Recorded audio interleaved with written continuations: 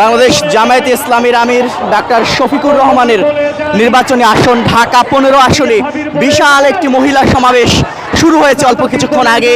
মিরপুর 10-এর যে ফলপট্টি রয়েছে সে ফলপট্টি থেকে এই বিশাল সমাবেশটি শুরু হয়েছে এবং এটি এই মুহূর্তে মিরপুর 10-এর দিকে যাচ্ছে, তেমনটি কিন্তু আমরা দেখতে পাচ্ছি। মহিলাদের আয়োজনে এই বিশাল সমাবেশটি অনুষ্ঠিত হচ্ছে। দেখতে পাচ্ছেন যে এখানে হাজার হাজার মহিলা অংশ নিয়েছেন।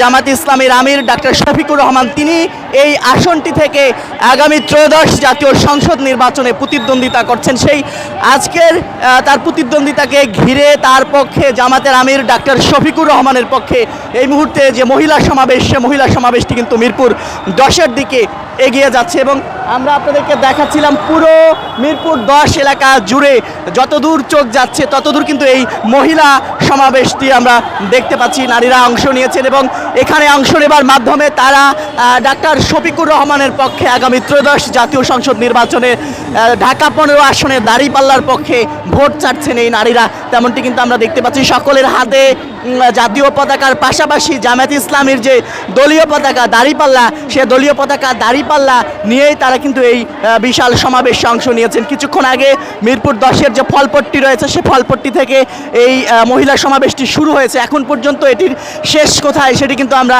দেখতে পাচ্ছি না। দেখতে পাচ্ছেন যে মিরপুর 10 যে গোল চত্বর রয়েছে সে মিরপুর 10 গোল চত্বর ছাড়িয়ে পুরো মিরপুর 10 এলাকা জুড়ে কিন্তু এই নারী সমাবেশ কিন্তু অনুষ্ঠিত হচ্ছে এবং এই নারী সমাবেশে জামাতের আমির ডাক্তার শফিকুর রহমান তিনিও কিন্তু বক্তব্য রাখার কথা রয়েছে, তার বক্তব্য রাখার কথা রয়েছে তেমনটি কিন্তু আমরা জানতে পেরেছি। সব মিলিয়ে আমরা যেটি দেখতে পাচ্ছি যে ঢাকা 15 আসনে জামাতের আমির ডাক্তার শফিকুর রহমান তার এই আসনকে ঘিরে আজকের যে নারী সমাবেশ, সে নারী সমাবেশে হাজার হাজার নারী কিন্তু অংশ নিয়েছেন, তেমনটি কিন্তু আমরা দেখতে পাচ্ছি এবং এই মুহূর্তে আপনাদেরকে সরাসরি কিন্তু দেখাচ্ছিলাম মিরপুর 10 থেকে। মিরপুর 10-এর যে গোল চত্বর, সে গোল চত্বর থেকে এই মুহূর্তে দেখাচ্ছিলাম ফলপট্টি থেকে যেটি শুরু হয়েছে যে মিছিলটি, সেটি কিন্তু এখন পর্যন্ত সেটির শেষ কোথায় সেটি আমরা এখন পর্যন্ত দেখতে পাইনি। হাজার হাজার নারী কিন্তু এই সমাবেশে অংশ নিয়েছেন।